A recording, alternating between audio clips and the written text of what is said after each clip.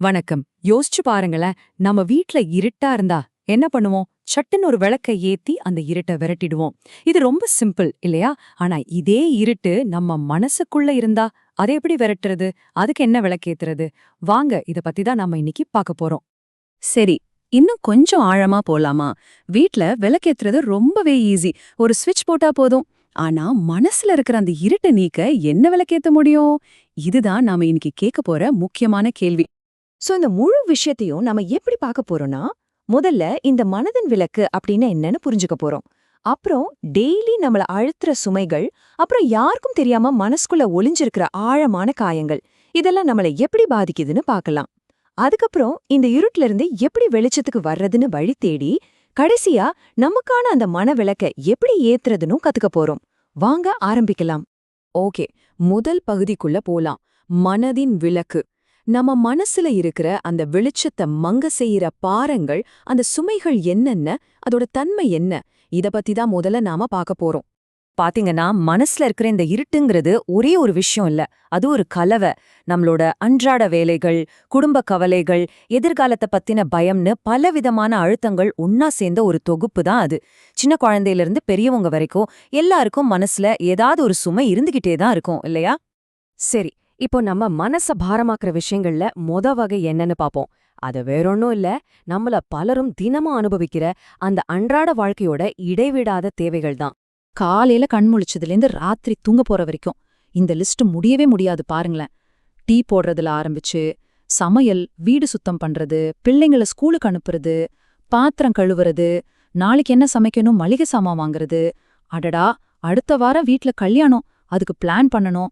திடீர்னு சொந்தக்காரங்க வராங்க, அவங்கள பார்க்கணும். பையனோட ஸ்கூல் ட்ரிப்புக்கு பணம் கட்டணும், ஃபீஸ் கட்டணும். அப்பாடா, இந்த லிஸ்ட் போய்கிட்டே இருக்கும்.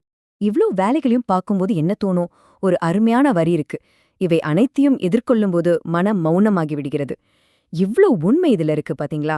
இத்தனை வேலைகளும் நினைச்சாலே மனசு அப்படியே ஒரு மாதிரி ஸ்தம்பிச்சு போயிடும்.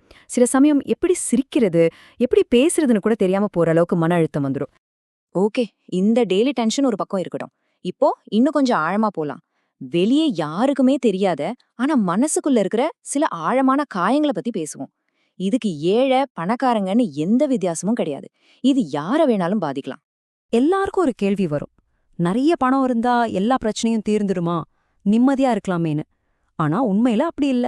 கையில எவ்ளோ பணம் இருந்தாலும் சிலரால நிம்மதியா ஒரு நிமிஷம் கூட இருக்க முடியறதில்ல. ஏன்? அதுக்கான பதில் அவங்களோட கடந்த காலத்துல ஒளிஞ்சிருக்கலாம். இதுக்கு காரணம் என்னன்னு பாத்தீங்கன்னா, கடந்த காலத்துல ஏற்பட்ட சில ஆறாத காயங்களா இருக்கலாம். அந்த பழைய நினைவுகளோட பாரம் இருக்கே, அதுதான் இன்னைக்கு கணிக்க முடியாத கோபமாவும், மத்தவங்கள விட்டு விலகி போற குணமாவும் வெளிப்படலாம். திடீர்னு அவங்களோட மூடு மாறும். அவங்கள புரிஞ்சுக்கிறதே ரொம்ப கஷ்டமான விஷயமா ஆயிடும். காலப்போக்குல நம்ம மனச கல்லா மாத்துற சில விஷயங்கள் இருக்கு. உதாரணத்துக்கு, முன்னாடி தொழில்ல ஏற்பட்ட பெரிய நஷ்டம், வரவேண்டிய சொத்து வராம போனது, படிக்க நினைச்ச படிப்பு கனவாவே போனது, புகுந்து வீட்ல பட்ட கஷ்டங்கள், நாம செஞ்ச உழைப்புக்கு ஒரு அங்கீகாரம் கூட கிடைக்காதது, குடும்பத்துக்குள்ள தீர்க்கப்படாத சொத்து தகராறுகள், ஆசையா ஒரு வீடு கட்டணும்னு நினைச்சு அது முடியாம போனது. இந்த மாதிரி பல விஷயங்கள் சொல்லலாம். இந்த நினைவுகள்லாம் மனசுல குத்துன முள்ளு மாதிரி திரும்ப திரும்ப வலிக்க வைக்கும். சரி, இவ்ளோ நேரம் பிரச்சனைகளை பத்தியே பேசிட்டோம். இப்போ தீர்வுக்கு வருவோம் இல்லையா? நம்ம மனசுல இருக்கிற அந்த இருட்ட விரட்ட என்னென்ன சிம்பிளான வழிகள் இருக்கு, அத பத்தி இப்ப பாப்போம். இதுதான் இந்த பகுதியோட மிக முக்கியமான நோக்கம். விஷயம், மத்தவங்களோட திரும்பவும் கனெக்ட் ஆகிறது. நமக்கு பிடிச்சவங்களோட மனசு விட்டு பேசுறது நம்ம பாரத்தை ரொம்பவே குறைக்கும். அப்புறம் நம்மளோட கிரியேட்டிவிட்டியை யூஸ் பண்ணலாம். சும்மா நமக்கு தெரிஞ்ச படங்களையோ பூக்களையோ வரைஞ்சு பார்க்கலாம். இது நம்ம கவனத்தை திசை திருப்பி மனசை லேசாக்கும். அப்புறம் குழந்தைங்களோட பார்க்கப்பு போறது மாதிரி சின்ன சின்ன விஷயங்கள் கூட மனசுக்கு ஒரு பெரிய புத்துணர்ச்சியை கொடுத்து ஒரு நல்ல மாற்றத்தை ஏற்படுத்தும். இன்னும் சில சிம்பிளான ஆக்டிவிட்டீஸ் இங்க இருக்கு. ஒரு வாக் போலாம், இல்லனா ஒரு கோயில்ல போய் அமைதியா கொஞ்ச நேரம் உட்காரலாம். நமக்கு தெரிஞ்ச ஒரு பாட்டை பாடலாம், இல்லனா டான்ஸ் ஆடலாம். ஒரு நல்ல புக் எடுத்து படிக்கலாம். நம்ம குடும்பத்துக்கிட்ட நடந்த நல்ல விஷயங்களை ஷேர் பண்ணிக்கலாம். இது எல்லாமே நம்ம மனசுல இருக்கிற பாரத்தை குறைச்சு மெதுவா அந்த சந்தோஷத்தை திரும்ப கொண்டு வர கண்டிப்பா உதவும். இங்க நாம புரிஞ்சுக்க வேண்டிய ஒரு முக்கியமான விஷயம் என்னன்னா, ஒரே நாள்ல எல்லா பிரச்சனைகளையும் சரி பண்ணிடணும்னு அவசியம் இல்ல. அதுதான் இலக்கும் கிடையாது. இந்த சின்ன சின்ன செயல்கள் இருக்கு இல்லையா, அது ஒரு இருட்டு ரூம்குள்ள சின்னதா ஒரு விரிசல் வழியா ஒளி வர்ற மாதிரி நம்ம மனசுக்குள்ள மெதுவா வெளிச்சத்தை கொண்டு வர்றதுக்கான வழிகள் இவை. சரி, இப்போ நாம கடைசி பகுதிக்கு வந்துட்டோம். வாங்க, நாம இதுவரைக்கும் பேசினதோட முக்கியமான சாராம்சத்தை மறுபடியும் ஒரு தடவை பாத்துரலாம். இந்த ஒரு வரிய நல்லா கவனிங்க. ஒருவர் தன் கோபத்தை வெளிப்படுத்த முடியும், ஆனால் அதன் பின் உள்ள பல பிரச்சனைகளை பற்றி எல்லோரிடமும் சொல்ல முடியாது. ரொம்ப ஆழமான வரி இது. ஒருத்தர் கோபப்படுறத நம்ம பார்க்கறது ரொம்ப ஈஸி. ஆனா அந்த கோபத்துக்கு பின்னாடி எவ்வளவு வலிகளும் பிரச்சனைகளும் ஒளிஞ்சிருக்குன்னு நம்மளால புரிஞ்சுக்க முடியுமா? அதனால நாம மத்தவங்கள ஜட்ஜ் பண்றதுக்கு முன்னாடி அவங்கள புரிஞ்சுக்க முயற்சி செய்யணும்.